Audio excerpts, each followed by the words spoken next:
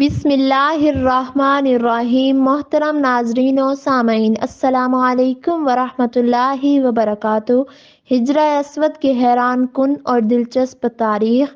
نبی کریم صلی اللہ علیہ وآلہ وسلم نے فرمایا، اللہ تبارک و تعالیٰ نے انسانوں کو پیدا کرنے سے بھی پہلے جو جملے لکھے تھے وہ یہ تھے کہ میری رحمت میرے غضب پر غالب رہے گی۔ حضرت ابو ہریرہ رضی اللہ تعالیٰ عنہ سے روایت ہے کہ نبی کریم صلی اللہ علیہ وآلہ وسلم نے ارشاد فرمایا کہ بلا شبہ اللہ تعالیٰ کی 100 رحمتیں ہیں، ان میں سے ایک رحمت جنوں، انسانوں، جانوروں اور کیڑے مکوڑوں میں نازل فرمائی۔ اس وجہ سے وہ ایک دوسرے پر شفقت کرتے ہیں اور رحم کھاتے ہیں، اور اس وجہ سے وحشی جانور بھی اپنی اولاد پر شفقت کرتا ہے۔ اور دوسری جو 99 رحمتیں ہیں، اللہ تبارک و تعالیٰ قیامت کے دن ان کے ذریعے اپنے بندوں پر رحم فرمائیں گے۔ اللہ تبارک و تعالیٰ کی رحمت بہت وسیع ہے۔ اللہ تبارک و تعالیٰ گناہوں کو بخشنے پر قادر ہے۔ نبی کریم صلی اللہ علیہ وآلہ وسلم کی حدیث ہے کہ ہجرہ اسود جو کہ ایک پتھر ہے، یہ جب جنت سے آیا تو وہ دودھ سے زیادہ سفید تھا، پھر انسانوں کے گناہوں نے اسے سیاہ کر دیا۔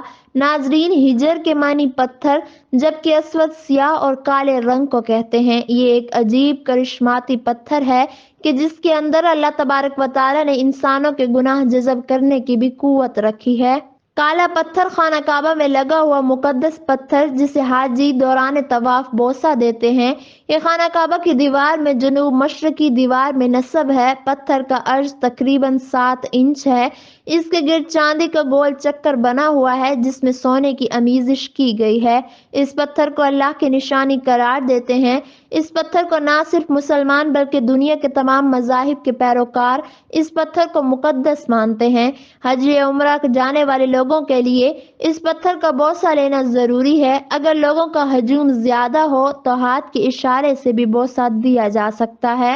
یہ جنت کے یاقوتوں میں سے ایک یاقوت ہے جسے حضرت آدم علیہ السلام جنت سے لے کر آئے، اور جب اللہ تبارک و تعالیٰ انہیں بیت اللہ شریف کی تعمیر کا حکم دیا تو حضرت جبرائیل علیہ السلام کی نشاندہی پر یہ پتھر بیت اللہ کے ایک گوشے بن نصب فرما دیا گیا۔ یہ پاک پتھر حضرت آدم علیہ السلام کے زمانے سے لے کر حضرت نوح علیہ السلام تک کعبہ شریف کے اسی گوشے میں رہا۔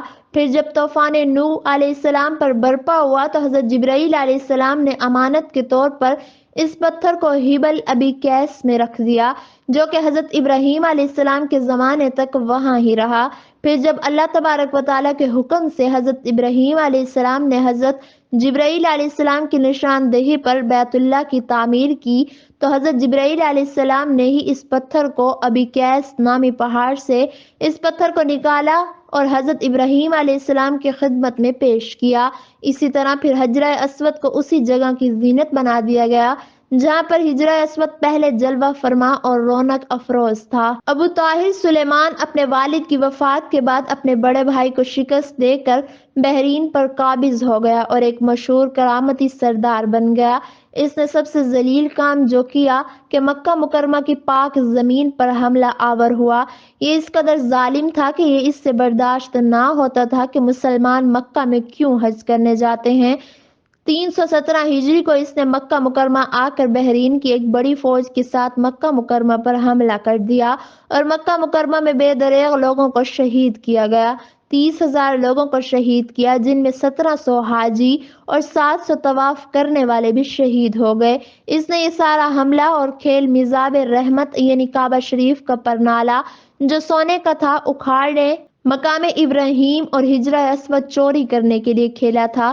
2 آدمی ہجرہ اسود کے لیے کعبہ شریف پر چڑھے مگر آن واحد میں سر کے بل زمین پر گر کر واصل جہنم ہو گئے۔ مقام ابراہیم تو اس کے ہاتھ نہ لگ سکا کیونکہ خدام حرم نے اسے پہاڑ کی گھاٹی میں کہیں چھپا دیا تھا۔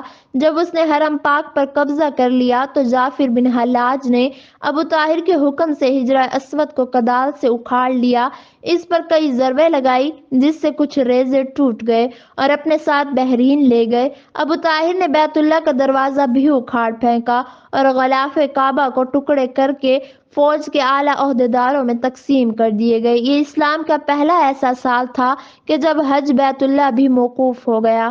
علامہ سیوطی، تاریخ ابن خلدون اور امام طبری، امام قرطبی اور اس کے لیے تمام مورخین اور محدثین نے اس واقعے کو مستند روایات سے ذکر کیا ہے۔ ابو طاہر نے وہاں ایک مشہور عالیشان مکان تیار کیا اور بحرین میں لوگوں کو حج کی دعوت دینے لگا۔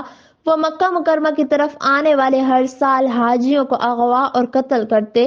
اسی طرح تقریباً 22 سال تک خانہ کعبہ حجر اسود سے خالی رہا۔ اس کے بعد جا کر معجزانہ طور پر اصل حجر اسود واپسی خانہ کعبہ پہنچا۔ اس کی واپسی کچھ اس طرح سے ہوئی کہ بنو عباس کے خلیفہ مقتدر باللہ نے بحرین کے حاکم ابو طاہر کے ساتھ معاہدہ کیا کہ 30,000 دینار میں حجر اسود خانہ کعبہ کو واپس کیا جائے۔ 339 ہجری کو عباسی خلیفہ مقتدر باللہ نے اس وقت کے ایک بڑے محدث امام عبداللہ رحمۃ اللہ علیہ کو ایک 22 رکنی وفد کے ساتھ بحرین حجر اسود کو واپس لانے کے لیے بھیجا۔ 22 سال تک حجر اسود ظالم و فاسق ابو طاہر کے پاس بحرین میں ہی رہا۔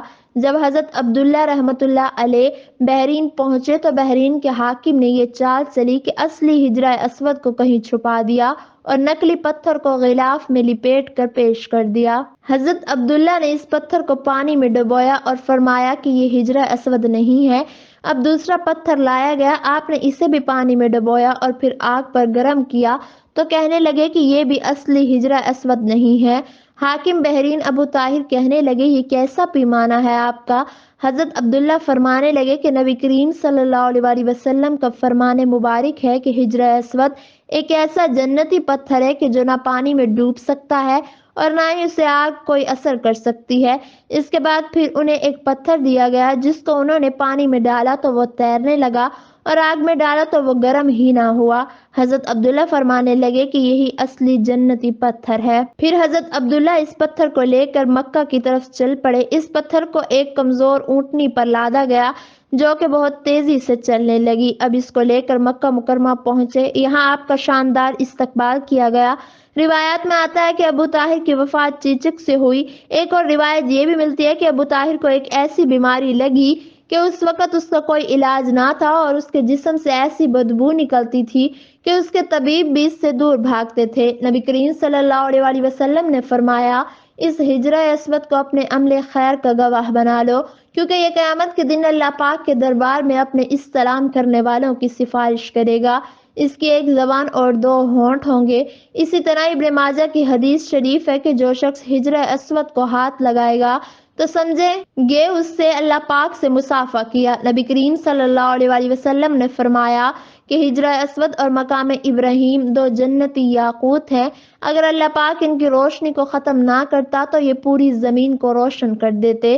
کتاب زبور میں اشارہ ہے وہ پتھر جسے معماروں نے رد کر دیا ہے کونے کا سرا ہو گیا ہے، یہ خداوند سے ہوا جو ہماری نظروں سے غائب ہے۔